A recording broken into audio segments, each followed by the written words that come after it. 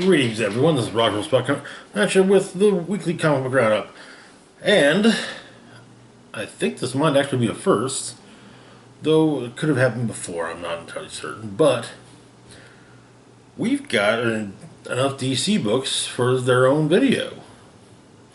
So we'll start off with this week's Hill House offerings. First off, we've got Basketful of Heads, number 3.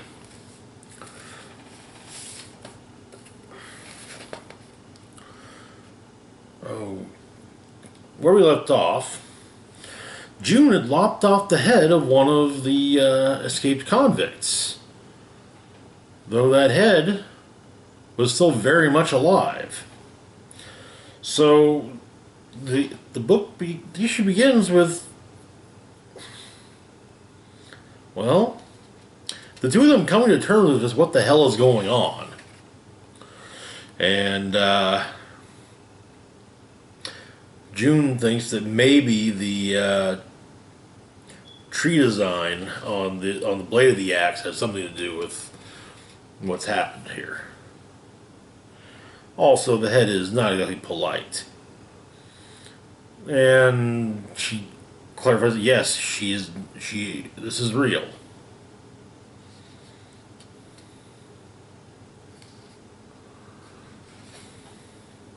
So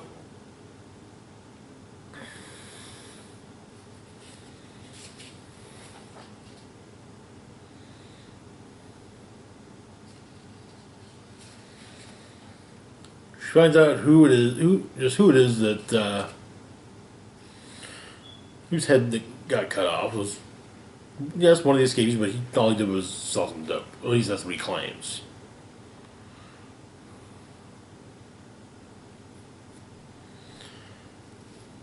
The head claims his name is Salvador Puzo. And he tells June a story about how Liam, her boyfriend, found a bunch of money on a dead girl.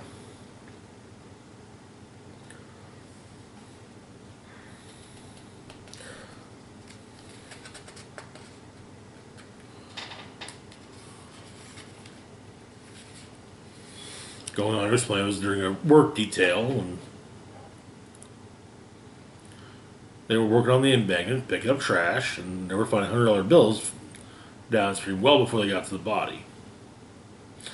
Apparently the girl wasn't dead yet, but presumably Liam took the money because the day after they stripped the body out of the riverbed, he had a nice new pair of sunglasses, a top-end ghetto blaster, and money for weed.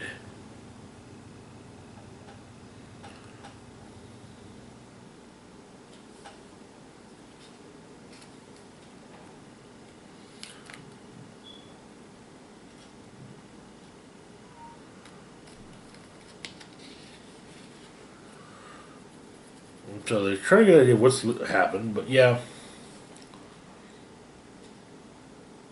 And the police chief's gun safe has been emptied out. And their dude and buggy's been taken. The transformer buggy's been taken. And they realize that her toting around his severed... that June toting around Sal's severed head is a lot more humane than having just left it. Because the head would still be alive since he can't drown. Just underwater. And so, one of the locals picks up June along the way. She tells him what's happened, and she offers to give him a ride. He offers to give her a ride, but she also makes a point of telling Sal, "Hey, look, just keep quiet because that way, we don't want to, make problems with this guy." Well, it turns out there's a downed tree in the road, and so June and Mr. Hamilton get out.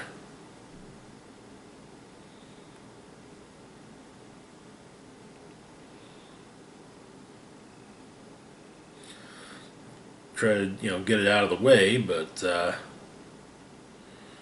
Hamilton actually sees South Silverhead along with a chain, and also on the ride, turns out that June asks Mr. Hamilton if he can wear a spare coat.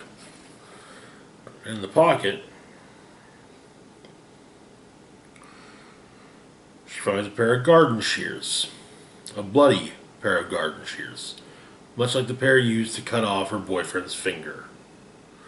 And so Mr. Hamilton attacks her with a chain, though she gets him in the leg with the axe.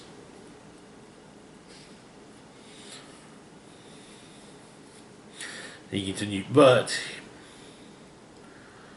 he does manage to disarm her and keeps on whipping her with it.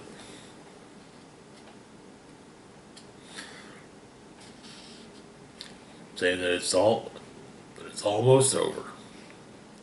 That's where the story ends. That's where the issue ends. We also got Chapter 5 of Sea Dogs.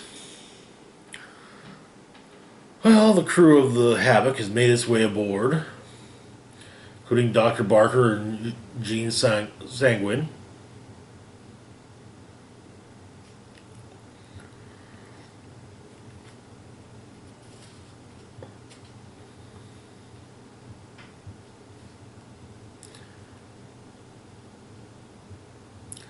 And one of the crew mentions that the doctor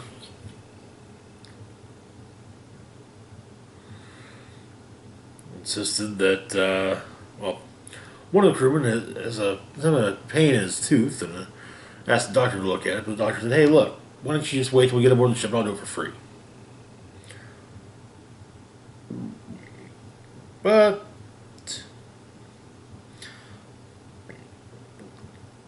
he's not entirely convinced of, the crewman's not entirely convinced of the identities of the doctor or Gene.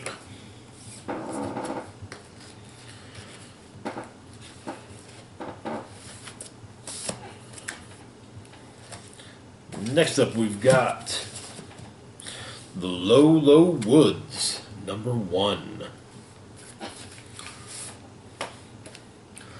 Alright, so, we begin in a movie theater. Two young girls have nodded off in the seats.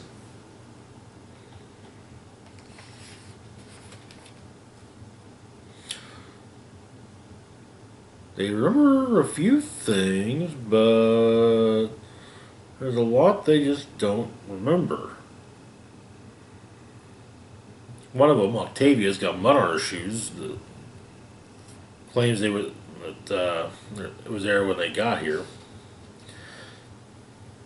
They ask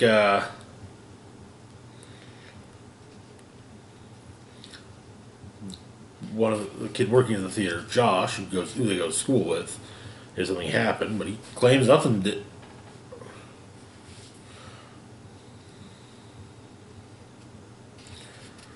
And apparently, this is set in the 90s, as claims Seven is playing. Apparently, the movie they went to see was in fact entitled Sea Dogs. Certainly couldn't have been about a werewolf movie on the high seas. No. So,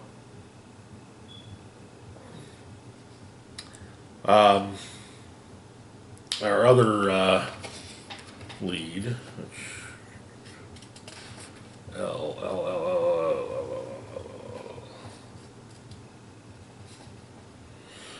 Okay, so L is narrating. She talks about the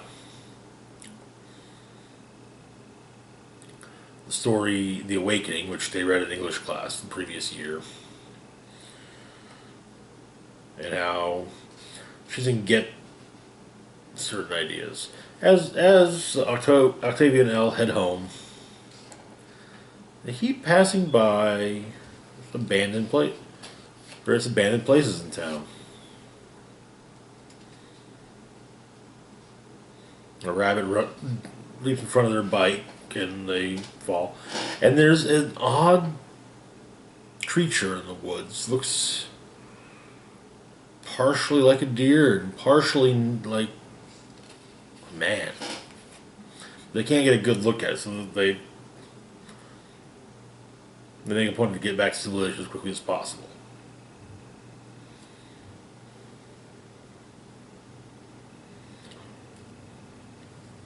And so Elle drops Octavia off at home, and Elle, on her way home, tells the story of the town they live in. Used to be, it was the name of the town being Shudder to Think. So, apparently something happened years ago.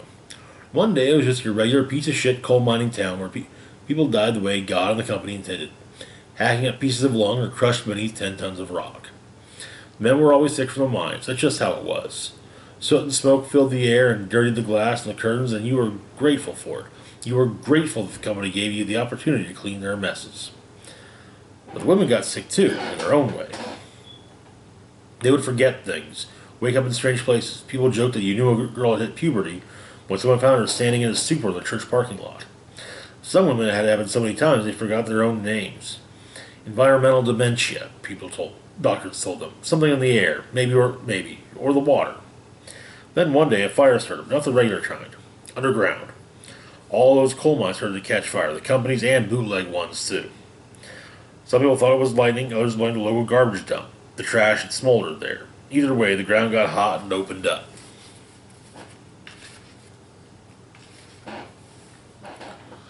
Imagine it. All that heat with nowhere to go. You're splitting like the thickened skin on the back of your heel. Smoke filling the air like the edges of a dream. The ground was loud with sinkholes. Cellars became hot as ovens. Food spoiled, milk curdled. Babies were born with placentas black as soot, so glossy and opaque it looked like their mothers were birthing coal itself. People couldn't breathe. Dead babies crawling in their cradles. Some of them, the women, disappeared in the night. Some of the men too. They went underground and never came back up. The company kept the men down there until they started refusing to go. So the company brought in new men from West Virginia. That's how Octavia's granddad got here. Anyway, soon those men started refusing too. The company shut things down for good, but the fire kept burning. The winter that Elle was born, her mom told her that the snow would melt and then evaporate the moment it hit the ground. You can walk across town after a blizzard and never get your feet wet. The company keeps trying to buy up houses, get people to move, until one day the government will raise the church and take their zip code. The government will make us leave soon enough, they say, and pay us far less than what they're offering. And some folks were taking the company up on it. Packed up, drove away, and left everything they knew behind.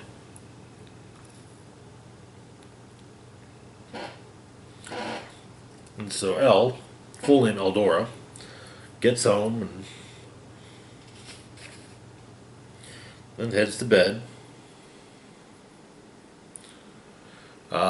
We get English class and a breakdown of her classmates. There's Morgan, who thinks she's hot shit because she's descended from the Molly Maguires. Josh, who we met earlier. Heather hasn't been the same since Kurt Cobain died. Jason used to play football until they shrunk the athletic department. Now he just hunts with his dad. Tanya, his sister, hunts as well. Holly is very religious, and Octavia and her can't stand her. And Jessica, well, Octavia, or V, has had a thing for Jessica since the 5th grade.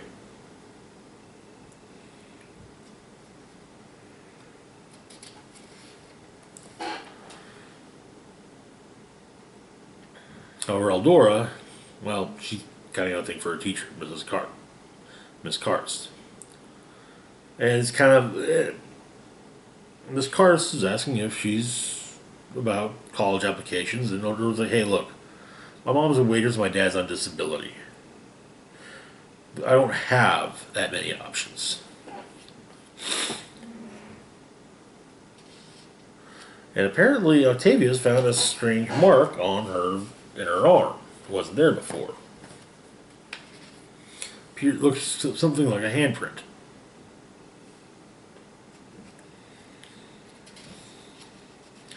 So after school, Eldora drops Octavia off at home. Okay.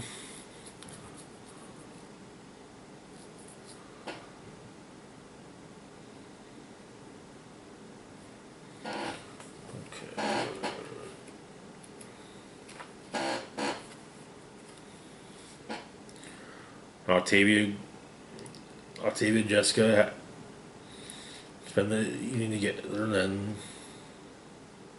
Octavia wakes up, and it turns out she's lying next to the hollowed out body of Jessica now. That's where the issue ends.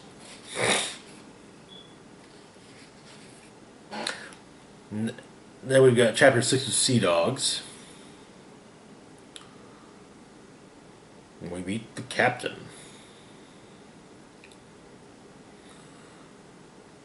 Who apparently has an ancient meteorite on his desk.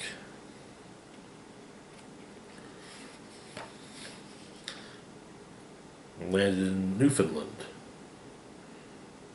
Probably about 1,000,000 years ago. The captain says he'll show Midshipman Price and the rest of the crew the quadrant of the sky that it fell from. But meanwhile, the crewman whose tooth hurts, he goes after Dr. Barker. Explaining to Barker that he knows Barker is who he claims to be. You know, who he actually is, but he knows he's not Dr. Barker. And what he wants from the doctor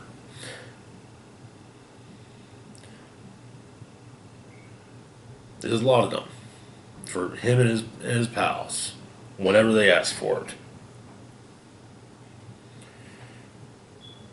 That is where the issue ends.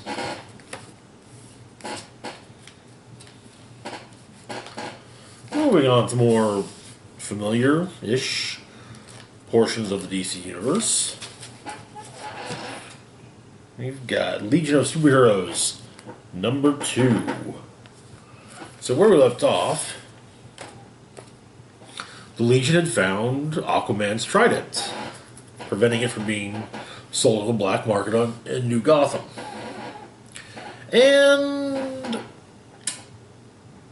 the United Planets were not too happy with the fact that they basically brought John Kent, Superboy, from the early 21st century into the 31st century.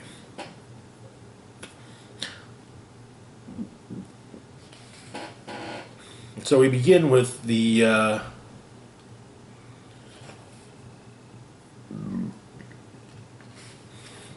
gang that was trying to take the Legion members took the trident from, trying to get the trident back. And so Superboy takes it and flies out of the way. One of them goes after him.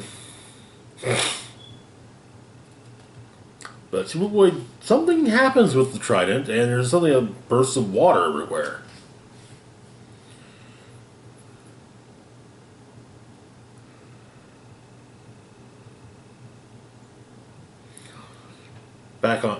On Daxam, Rose Forrest, who is the liaison for the United Planets, or the Legion's liaison to the United Planets, talks to Madam Honor President about what's happened. And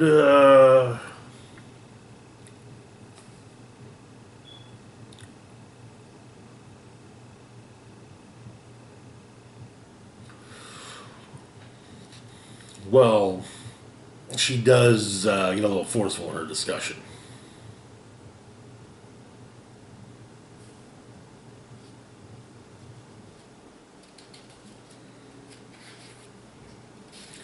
Before returning to Earth. In Brainiac's lab, they're trying to figure out just what the deal is with the trident.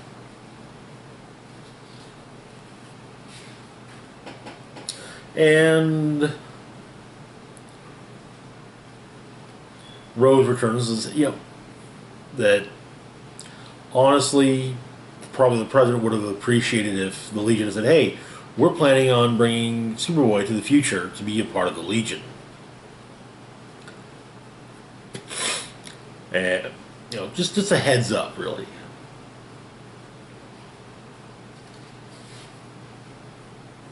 So, in heaven, which is Legion's all-purpose consumption hall, um, there's some introduction. More further introductions are made. More info is given about New Gotham or Planet Gotham. Um, Ultra Boy goes into his past as well.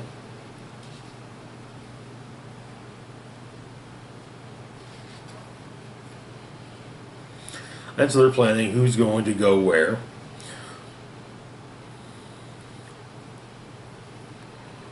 With was that Karate Kid?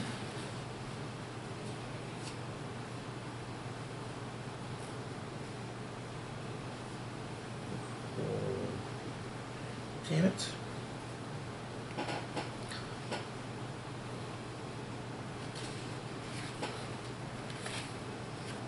Or was that Cosmic Boy? Okay, I think that might. Yeah, that's Cosmic Boy. Okay.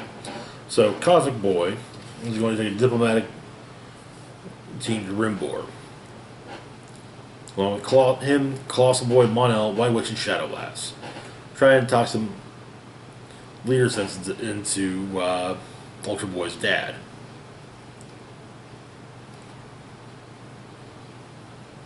Lightning Lad will take an investigation team of Saturn Girl, Chameleon, and Triplicate Girl to Planet Gotham to see if they can find Mordred's trail.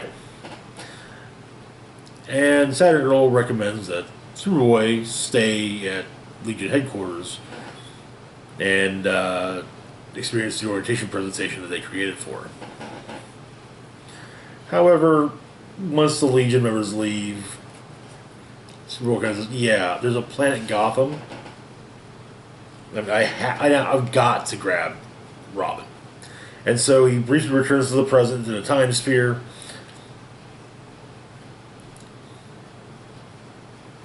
Tells Damien to grab his bat boots and batarangs.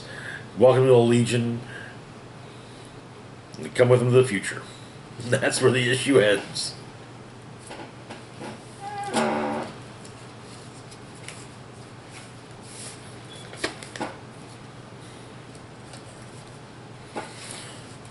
Next up, we've got Batman: Last Night on Earth, Book 3.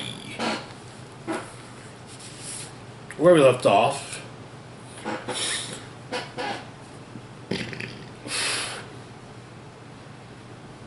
the clone of Batman, as well as the Joker's decapitated head and Wonder Woman, had made it to Gotham, where they ran into a familiar face, Dick Grayson, leading the Court of Owls, it would seem. So we begin with a flashback to Batman and Gordon, and basically the unveiling of a new bat signal. Turn it on, make sure it works. Before we're going back to the present, where Gordon's still there and saying, "Yeah, that's a Batman jawline."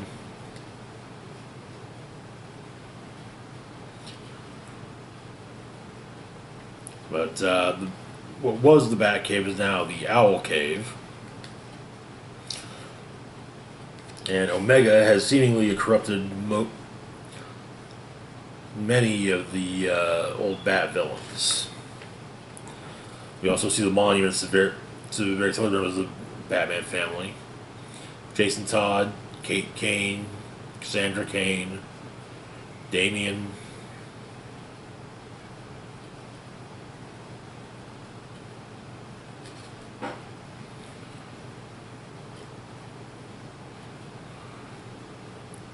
Tim Drake's old suit. Barbara is not. Kind of just wants Bruce to go. Batman just go away. And Wonder Woman. And the Joker's head.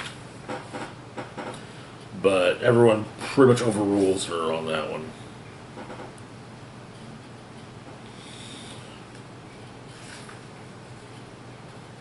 Turns out that Omega has rebuilt Wayne Manor brick by brick on top of Wayne Tower. So, and he's got a plan. He's want, he's soon to have a way to control everyone.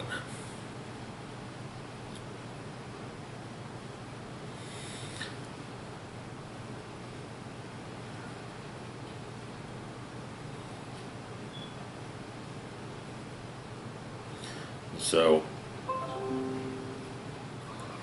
they go to see Selena Kyle for assistance, and well, cause apparently she's working with Omega. And she explains there's a big red rope, and that she's supposed to pull on it when they all showed up.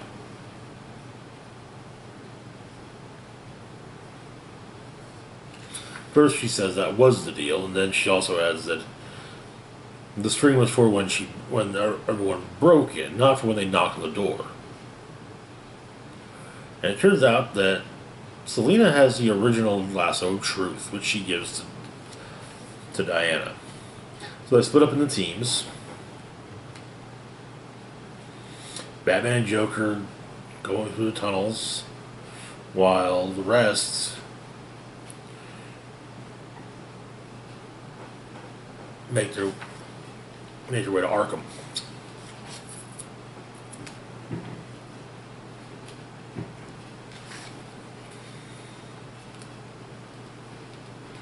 Joker's wearing a slightly modified version of the Red Robin armor that Tim Drake put together.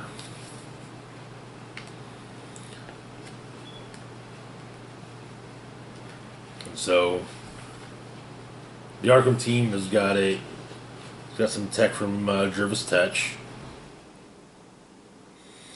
that basically makes it so that which camouflages them.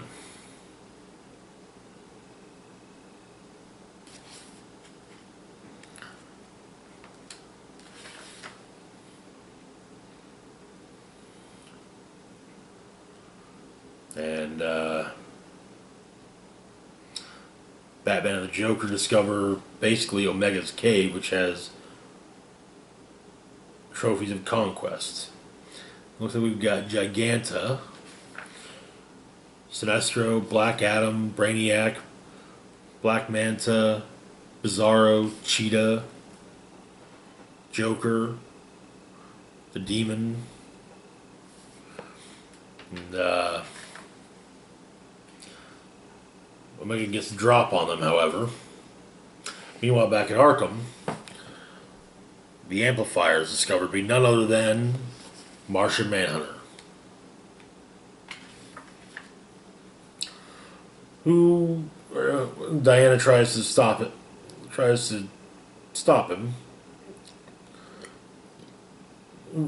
Jean attacks her. Back with Omega and Batman. Well, Omega very handily wins. Puts Batman into a modified version of the Mobius chair, explaining that it will rewrite Batman's mind, make Batman like him.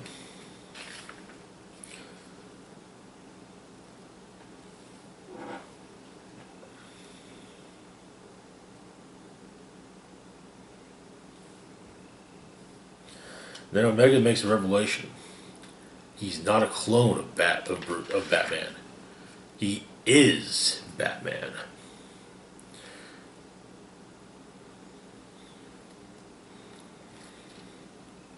Explaining that the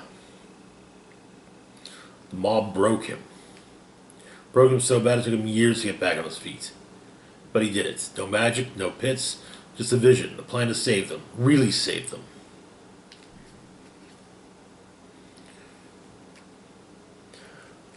And he anticipated the plan.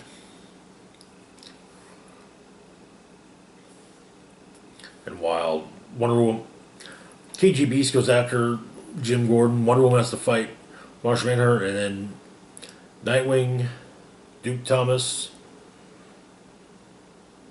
Barbara Gordon and Barbara and Dick's daughter have to fight Scarecrow, Bane, Mr. Freeze, and Clayface.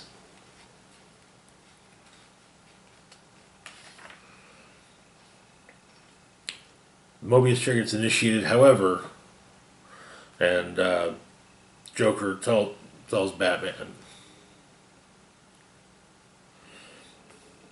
that he set up an entire elaborate final case. Joe Chill one. That's where the case of Joe Chill's dead child.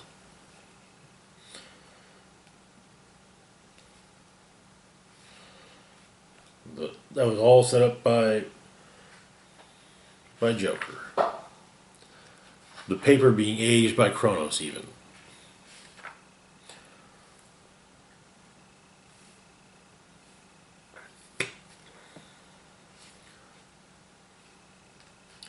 And so, the Bat Squad dukes it out.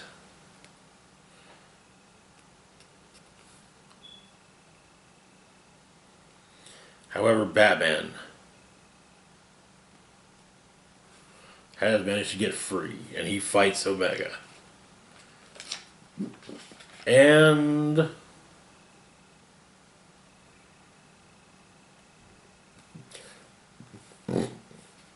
seemingly gets the upper hand, stabbing him in the stomach with the post that Darkseid's severed head is impaled on.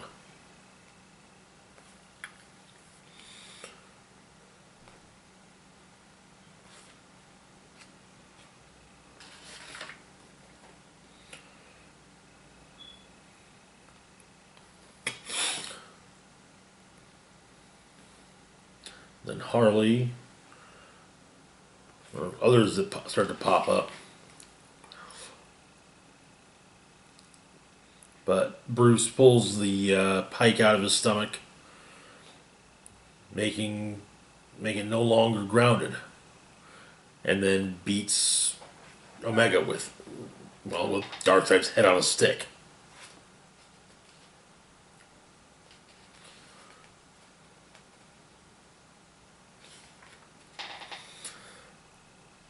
And then he kills Omega.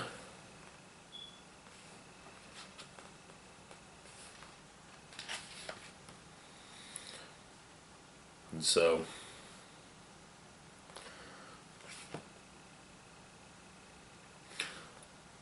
fast forward a bit in Gotham. Large white X is drawn on the ground.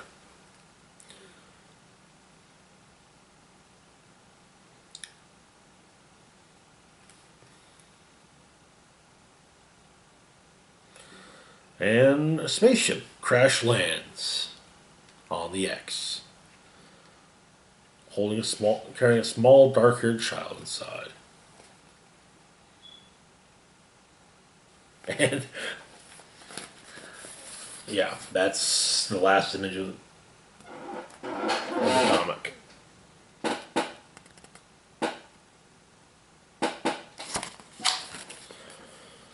That's it for Batman Last Night on Earth. The final Batman story by Scott Snyder and Greg Capullo. I hope it's not the last time they work together because they're great. Anyway, moving on, however, to Harleen, Book 3. Where we left off, Harleen, or Dr. Quinzel, appeared to be potentially giving in to the Joker.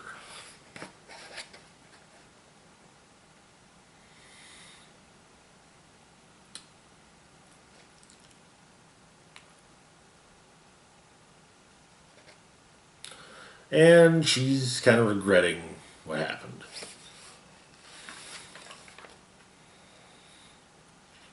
And she has a weird Alice in Wonderland inspired dream, in part because she went through Mad Hatter's patient history.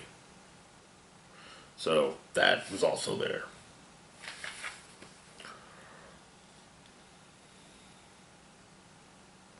She gets a dressing down from Hugo Strange,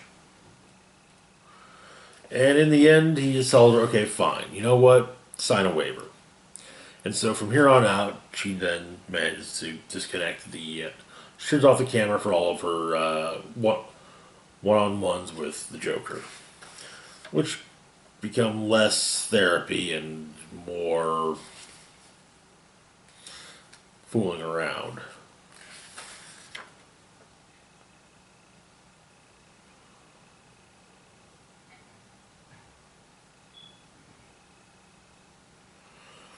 And Dr. Quinzel is very confident that she can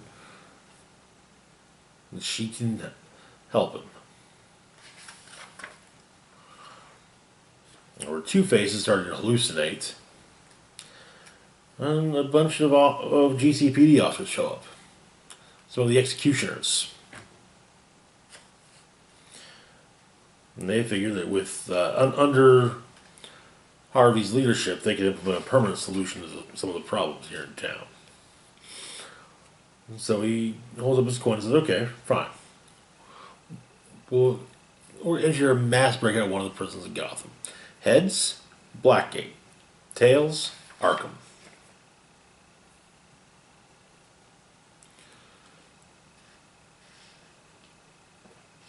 And Harleen is also taking to trying to help some of the others as well, including Poison Ivy, giving her some sunlight. However,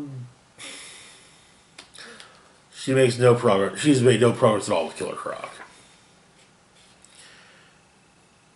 And then one day, Batman's there to interrogate him, but she basically tells him to,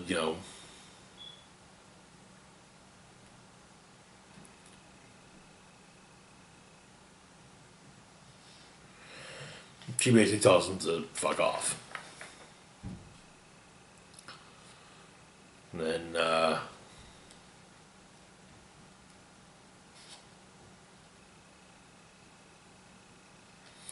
she's, of course, beginning to romanticize everything, and then, well, yeah, her unfilmed, her session, yeah, they sleep together.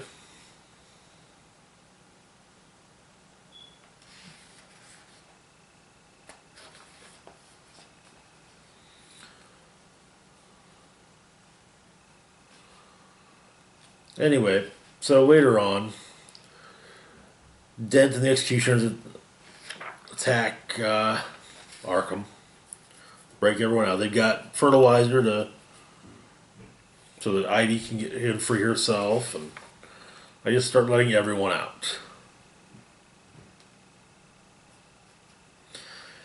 However, Joker says to take advantage of the situation and shouts, hey, these guys are letting us out. This is the Executioners. They're here to kill us all.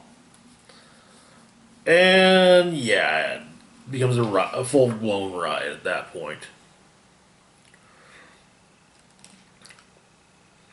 Batman fights Bane.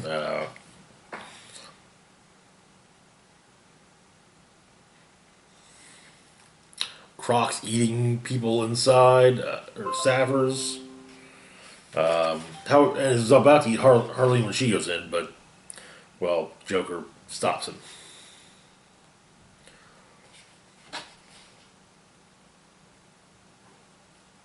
And the guy who brought Harleen's file to Joker is given a choice of which hallway to go down. Like, there are two ways to go down there. Zaz is in one of those hallways. I'm not sure which one though. So, your point, your pick.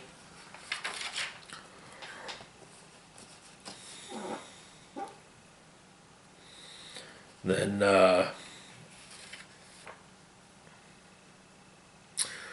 Harvey runs into Harleen again, however.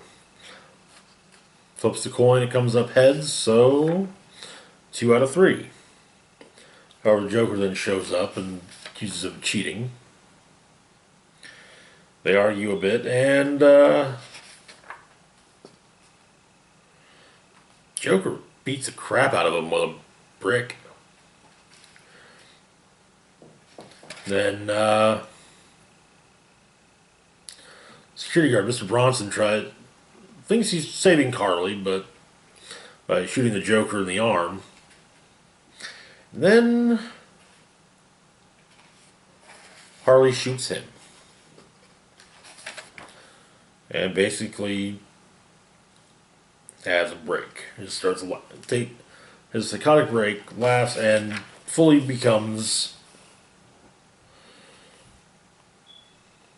turns to Joker's side.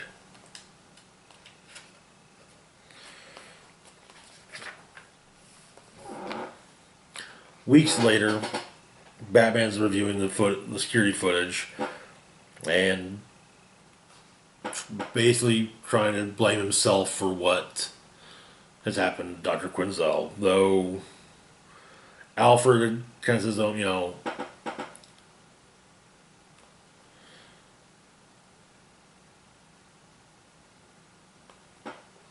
that sure he may have funded everything, you know,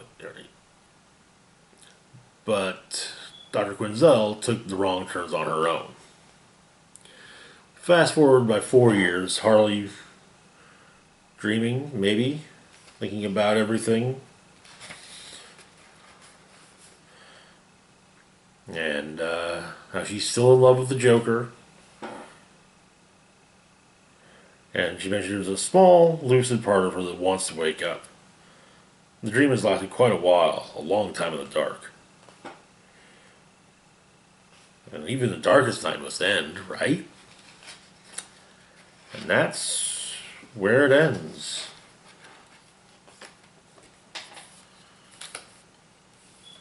Also, this was really good.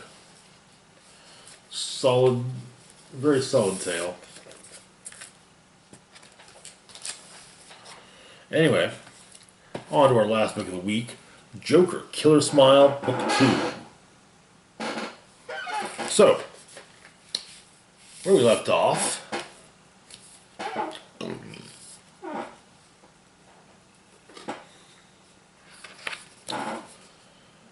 Dr. Ben Arnell is currently treating the Joker, but there are some odd parallels popping up in his treatment of the Joker and his family life. So we begin with Ben continuing driving down the street. He explains there are two worlds. There's the world that most of us inhabit. This is the world where we live our day-to-day lives. For the sake of simplicity, let's call this the real world. There's another world. This other place is one that only very special people can see. No, that's not right. They don't see this other world because these special people actually live in it. They fully reside in it. And to the special people, this second world is as real as the one you and I live in. So we see basically Arkham as a diner. Behind the counter, we've got Ivy, Croc, Freeze. As a waiter, we've got Two-Face. So it looks like Bane, Harley. Or no, not Bane. Grundy, maybe? Clayface? It's probably Clayface. And also out about are Joker, Professor Pig, Penguin, Scarecrow, Bane, Riddler, Mad Hatter. I think we got the ventriloquist. And so the Doc sits down and Joker sits down with him. And, well, Harley brings Joker what he ordered. Arnold's head. Painted up clown style. Pops off the top of Arnold's head and starts going after the brain. This causes Arnold to wake up in bed. There's a Mr. Smiles interactive tail app. And for more of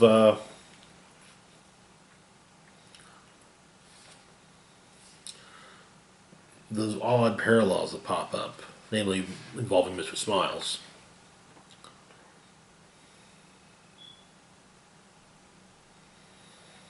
So Arnell goes to talk to Joker at Arkham. who name drops Arnold's wife, as well as his son, which angers Arnell and causes him to hit the glass, ending his session. And Doctor talks to him. It seems maybe Arnell's perception of time is also slipping.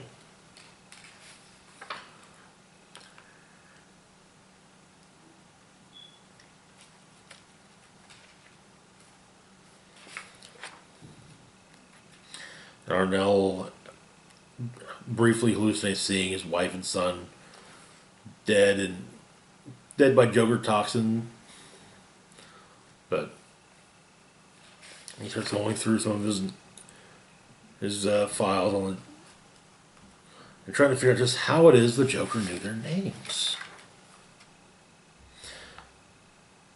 He lets them out in the city. He's got to go back and look into it. Gets back to Arkham.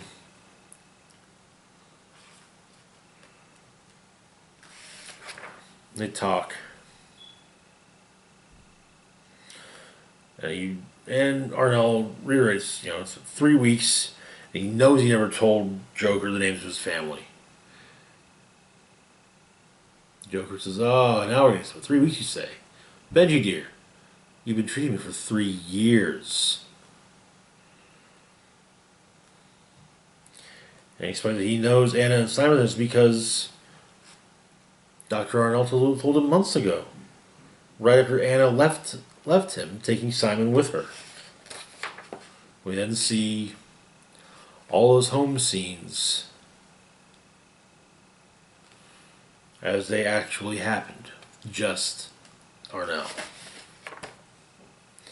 And he rushes home, and it's true.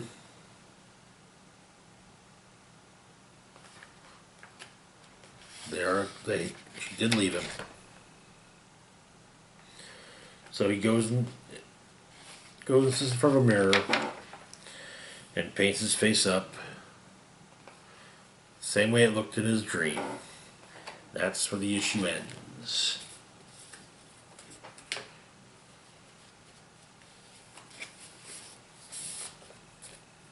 And that is it for this week's Roundup. As always, feel free to like, share, and subscribe. Next week's Roundup will not be on Wednesday, as next Wednesday is Christmas Day. Instead, Roundup will be Thursday evening, and will probably be pretty short because there aren't that many books coming out that week. As always, feel free to like, share, and subscribe. Hit the bell icon to be notified when I put new content. Links to my Facebook, Twitter, Patreon, and PayPal can be found in the description box down below. This is Rock and Roll Spock signing off, saying, live long and rock hard.